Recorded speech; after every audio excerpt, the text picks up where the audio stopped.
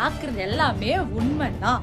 இது வந்து கிட்டத்தட்ட ஏப்ரல்ல இருந்து போகுது. திருட்டு கல்யாணம், 2வது திருட்டு கல்யாணம் பண்ணியிருக்காரு. எத்தனை பொண்ணு வாழ்க்கை, நான் அவனை போஸ்கோல தான் பிடிச்சி கொடுக்க போகிறேன். அவன் எத்தனை பொண்ணுங்கிட்டலாம் பேசினானோ அது எல்லாமே நான் வச்சுருக்கேன்.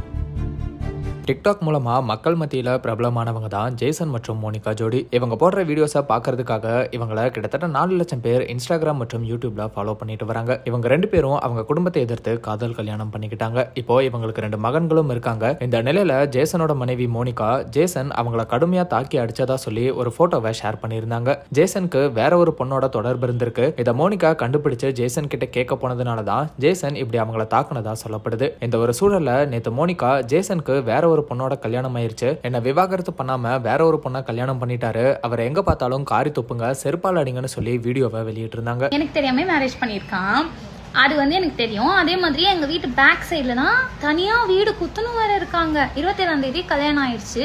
அப்படி எங்கன்னா இனிமே பாத்தீங்கன்னா எனக்காக இனிமே எங்கன்னா அவனை பாத்தீங்கன்னா அப்படின்னு துப்பிட்டு காலில் இருக்கிற செருப்பை தூக்கி காட்டுங்க. அப்பயாவது திருந்துட்டோம். இனி எந்த பொண்ணு லைஃபும் கெடக்கூடாது. புரியுதுங்களா? மோனிகாவோட இந்த வீடியோ வைரலாகவே மோனிகாக்கு ரிப்ளை பண்ற விதமா ஜேசன் ஒரு வீடியோவை வெளியிட்டு, நான் மோனிகாவை பிரிஞ்சதுக்கான காரணத்தை சீக்கிரமே சொல்லுவேன், எல்லா ஆதாரத்தையும் சீக்கிரமே எல்லாருக்குமே காமிப்பேன், அதை வச்சு யார் மேல தப்பு இருக்குன்னு நீங்க முடிவு பண்ணிக்கோங்க அப்படின்னு சொல்லியிருந்தாரு. அவ வந்து உங்ககிட்ட சொல்லிட்டு இருக்கா, இனிமே ஜெய்சனையும் அந்த பொண்ணையும் பாத்தீங்கன்னா காரி துப்புங்கன்ட்டு. அதுதான் என்கிட்ட அவளை பத்தி எல்லா ப்ரூஃப்மே இருக்கு. நான் மெயின் ரீசன் எதுக்காக நான் வெளியே வந்தேன் அப்படின்ற அந்த ப்ரூஃப் எல்லாமே இருக்கு. நீங்க ப்ரூஃபை பார்த்துட்டு பேசுங்க. ஆனா அவ இல்ல அப்படி இப்படின்னு வா. ஆனா நான் எல்லாத்தையுமே எனக்கு அதுதான் ரீசன்.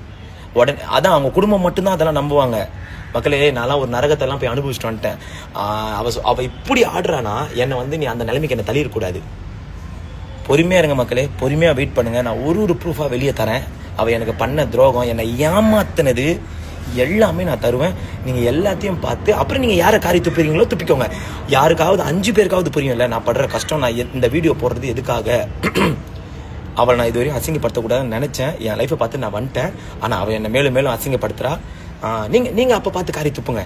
உன் மேல தப்பா இல்ல அவன் மேல தப்பான்னு நீங்க சொல்லுங்க. ஓகேவா? வெயிட் பண்றேன். நான் இப்ப சொல்றேன் பாரு, சிரிச்சுக்கின்னு வெயிட் அண்ட் வாட்ச்.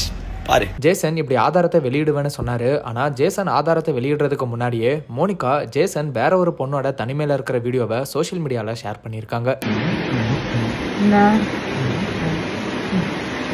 நான் சொல்லியும் அதே பண்றேன்.